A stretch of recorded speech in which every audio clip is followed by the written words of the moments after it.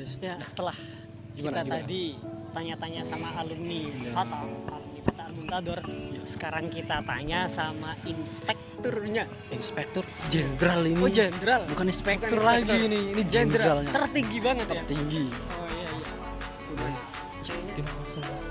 Udah. Beliau lagi santai ini juga. Yuk, kita samperin. Kita samperin. Ayo.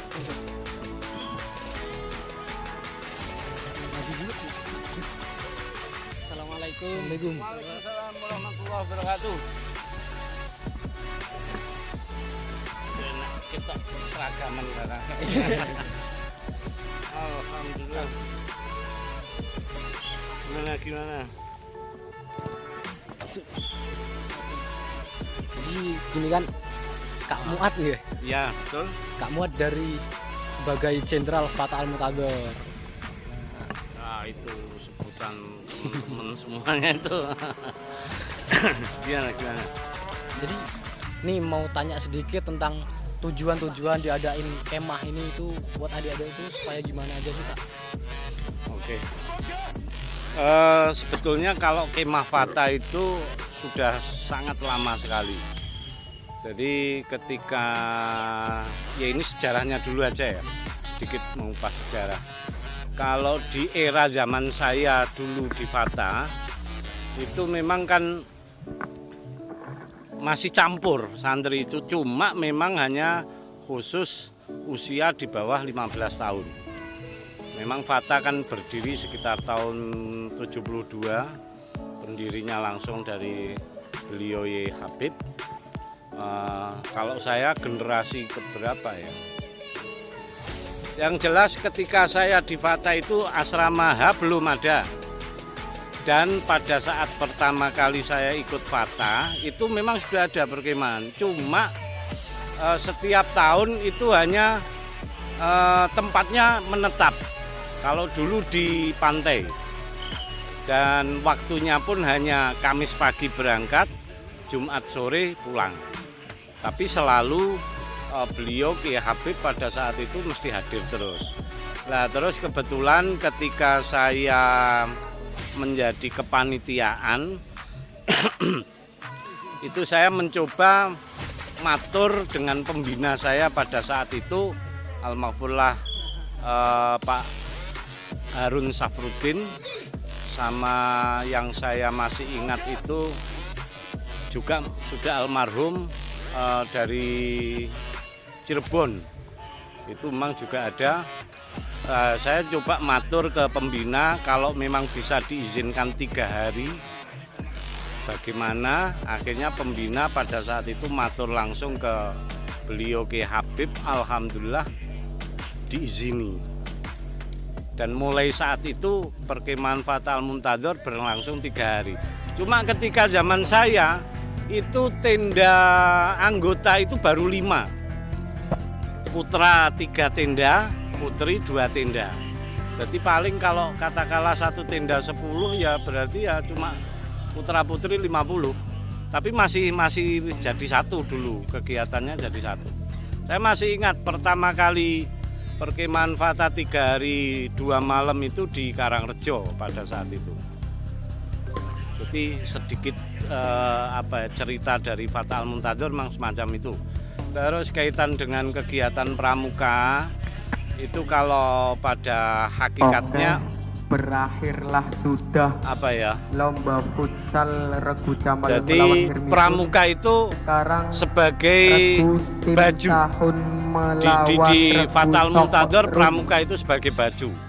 Tetapi hakikatnya ya kita mengambil dari kepramukaannya ada, kita kolaborasikan dengan apa yang sudah diberikan di Fata Al-Muntadhor, karena kita harus mengamalkan tri simbol yang itu bagi saya adalah sebuah jimat yang luar biasa sekali.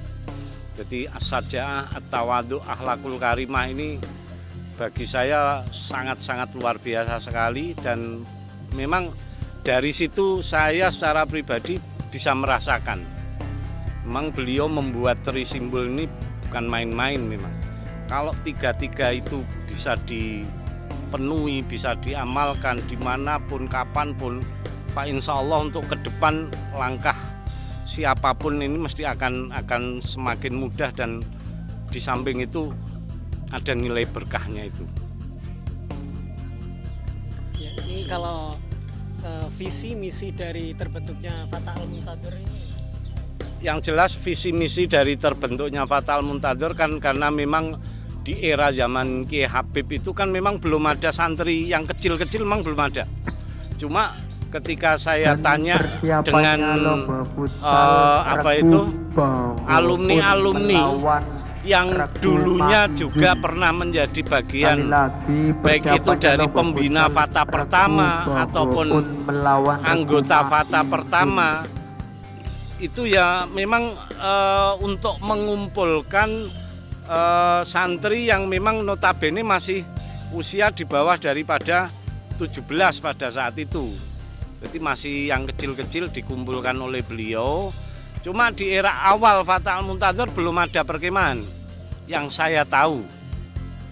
Walaupun pada saat itu saya juga belum mengalami ya. Tapi yang pernah saya korek dengan para pembina awal antara lain Pak Yai Burhan, itu kan beliau termasuk mendapatkan mandat dari Kiai Habib untuk ngurusi Fatah Al-Muntadur pertama kali. Jadi pertama kali Fatah itu malah isinya hanya semacam, kalau sekarang semacam muhadorohan lah. Muhadoroh sama diisi dengan kesenian.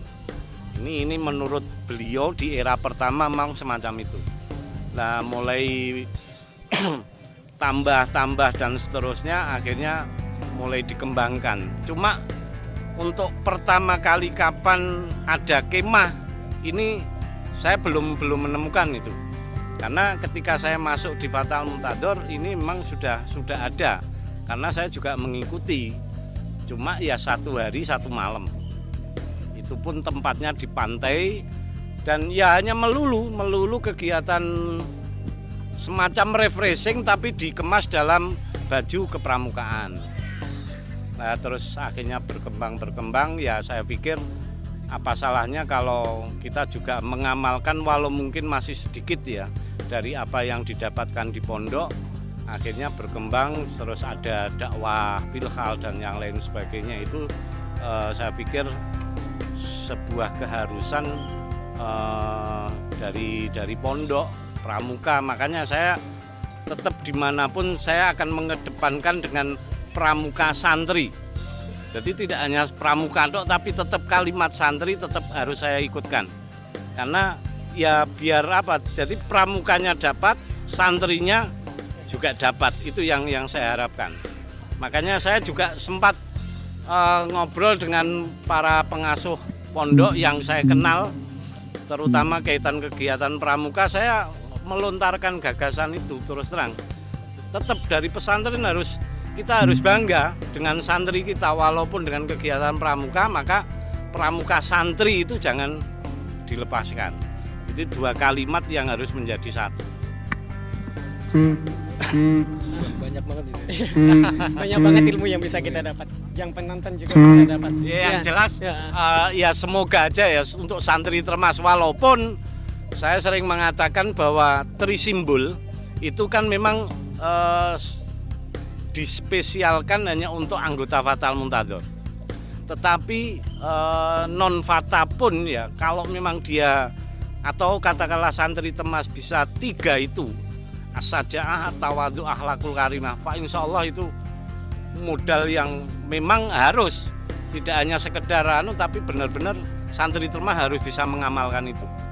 Kalau benar-benar bisa mengamalkan itu, fa insyaallah dimanapun kapanpun dengan keberanian tidak meninggalkan dari tawadhu dan akhlakul karimah. Nah ini yang diharapkan semacam itu. Alhamdulillah. Banyak sekali nih yang diharapkan dari perjuangan mereka. Iya makanya. Terus terang aja kalau saya melihat ini ya, dari simbol ini luar biasa sekali. Saya pernah diskusi, saya pernah diskusi dengan salah satu ketua Warcap dari Pacitan. Pernah diskusi terus tanya, trisimbol itu apa? Trisimbol itu saya mengatakan ini sebuah sebuah falsafah dalam kehidupan kepramukaan di Termas. ini harus macam itu. Akhirnya malah menemukan ini berarti Trisimbol ini ternyata rangkuman daripada Dasadharma. Itu dirangkum dalam 3, ya ini beliau sendiri memang yang menciptakan. Kalau zaman saya Fata dulu, ini mesti beliau Simatu Fata Al-Muntadhir itu harus menjadi kewajiban. Nah, pertama anggota Fata Al-Muntadhir itu yang saya tahu itu justru Ye Muhammad atau Gus Mamuk. Itu anggota pertama itu Fata Al-Muntadhir. Kalau saya sudah anggota yang kesekian kali saya. Cuma alhamdulillah saya sendiri merasa karena ini amanah. Karena saya ingat betul begini. Kenapa sampai saat ini saya khususnya di Fata Al-Muntadhir ya. Ini saya belum bisa melepas. Itu bukan berarti saya tidak ingin berarti terus ada regenerasi. Saya tetap ingin itu ada regenerasi. Cuma saya masih ingat betul ketika saya secara pribadi itu sudah niatan khidmah ke pondok. Karena saya pernah mengalami fase kalau orang mengatakan mencari jati diri bahasanya. Ya ini sejarah yang kalau menurut saya agak sedikit ada kelam-kelamnya. Ada sekitar 5 tahunan saya itu ya melarikan diri dari kenyataan. Memang saya ngalami itu, saya jujur ngalami. Nah, tiba saatnya saya bismillah, karena saya sudah mau tidak mau, saya lahir dari pesantren, mati pun ya untuk pesantren. Maka mau tidak mau saya harus siap. Akhirnya di zaman itu, ketika beliau masih sugeng, saya memantapkan diri, bismillah. Saat itu saya matur ke abah saya dulu bahwa insya Allah tahun besok kalau pun siap. Tapi oleh abah saya, beliau tidak langsung menjawab iya ini enggak. Beliau langsung matur ya Habib dulu, matur Pak D. Mau nggak mau dengan perasaan yang luar biasa takut pada saat itu, ya saya beranikan. Saya matur dengan beliau, Pak D, insya Allah. Saya masih ingat. Jujur kalau saya menceritakan itu di batin saya mesti nangis saya terutama akhirnya dengan kangennya beliau luar biasa. Ketika persis ba'dal maghrib saya matur abah saya, terus langsung suruh ke Pak D, saya langsung ke Pak D. Saya masih ingat beliau ketika itu masih duduk dulu kalau sekarang rumahnya Ye Fuad, itu dulu kan tempat santainya beliau sekaligus menjadi dapur. Saya masih ingat beliau pada saat itu sedang duduk sendiri. Saya akhirnya matur masuk. Beliau kaget ketika saya salam. Beliau, enak apa? Terus langsung saya duduk di depannya beliau pada saat itu. Saya dengan keberanian tekad, walaupun campur aduk perasaan takut luar biasa, saya matur, insya Allah tahun benjing kula pun siap khidmah. Beliau pada saat itu tidak langsung menjawab. Tiba-tiba beliau berdiri, terus pundak saya ini dicekel, diangkat. Ketika diangkat itu beliau tidak mengatakan apapun, dan itu masih ingat betul saya itu ditampar luar biasa kerasnya. Saya masih ingat, kalau membayang nih tamparan beliau sampai saat ini, nikmatnya luar biasa, masih bisa merasakan itu. Tampar itu luar biasa.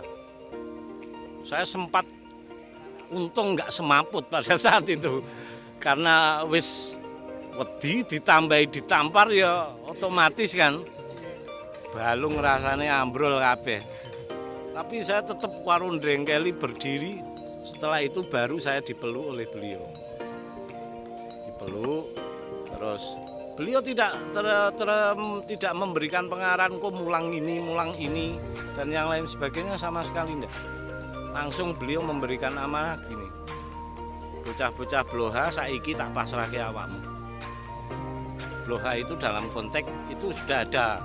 Memang Bloha itu konteksnya adalah Fata Al-Muntadhor itu beliau langsung semacam itu, tidak mengarahkan mungkin saya harus asrama ini atau mulang ini, pelajaran ini, sama sekali enggak. Makanya saya sendiri sampai saat ini ya, saya mengalami itu sudah beberapa kali ketika merasa jenuh. Karena jujur ya, bukan menyombongkan diri, mungkin sudah puluhan tahun saya menangani perkemahan, menangani Fata Al-Muntadhor itu. Apalagi kalau dulu kemahnya itu sampai dua kali juga, bahkan 3 kali deh. Kalau dulu kan ada yang tingkat penegak, ada tingkat penggalang. Kalau penggalangnya menjadi 2, penegaknya 1. Dan saya sempat lomba yang selanjutnya ialah lomba futsal Regu ketika merasa jenuh, merasa bosen untuk ngurusin Fata Al-Muntadhor. Pembina A. Yang paling sering saya rasakan apa? Baik dalam kondisi sadar ataupun tidur, beliau mesti hadir. Itu yang sampai saat ini saya masih merasakan. Jadi kalau saya males, kalau saya ngurusin Fata itu mulai kendor, kalau tidur itu beliau mesti hadir. Hadir itu pun beliau kadang-kala tidak berbicara atau apa, ya hanya berarti ketika saya bangun saya langsung ingat, oh ya berarti ini memang saya harus lebih semangat lagi. Ya sampai kapan wallahu alam ya, yang jelas saya bismillah niat khidmah untuk ke beliau memang sebagai pendiri dari Fata Al-Muntadhor, karena saya sendiri juga merasakan bahwa Fata Al-Muntadhor banyak memberikan peran dalam hidup saya. Di Pramuka juga banyak memberikan peran, ilmunya ya luar biasa. Jadi saya harus benar-benar sangat bersyukur, berterima kasih menjadi bagian dari Fata Al-Muntadhor. Semoga aja lah semua teman-teman, semua adik-adik Fata Al-Muntadhor mulai sekarang sampai yang kemarin-kemarin alumni benar-benar mendapatkan keberkahan dari beliau ya Habib. Ya, udah. Terima kasih untuk Kak Muad. Siap, sama-sama. Semoga acaranya tetap sukses pasti. Amin. Ini yang kita harapkan ya, kita harapkan doanya dari teman-teman yang lain nanti. Alhamdulillah. Oke, terima kasih ya. Iya, sama-sama. Ya. Alhamdulillah.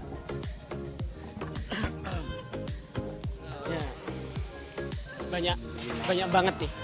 Banyak banget yang bisa kita ambil dari Kak Muad sebagai jenderal Fata Al-Muntadhor. Iya. Jadi kesinambungan antara pramuka dan santri itu terdapat 3 poin. Yang pertama akhlakul karimah, yang kedua asaja'ah dulu ya. Yang pertama asaja'ah, yang kedua at-tawadu, yang ketiga akhlakul karimah. Semoga bisa kalian ambillah pesan-pesan dari Kak Muad. Nah, kalau aslinya ya Kiai Haji Muad Haris Dimyati. Tetap kita tunggu. Iklan lagi. Tetap kita tunggu.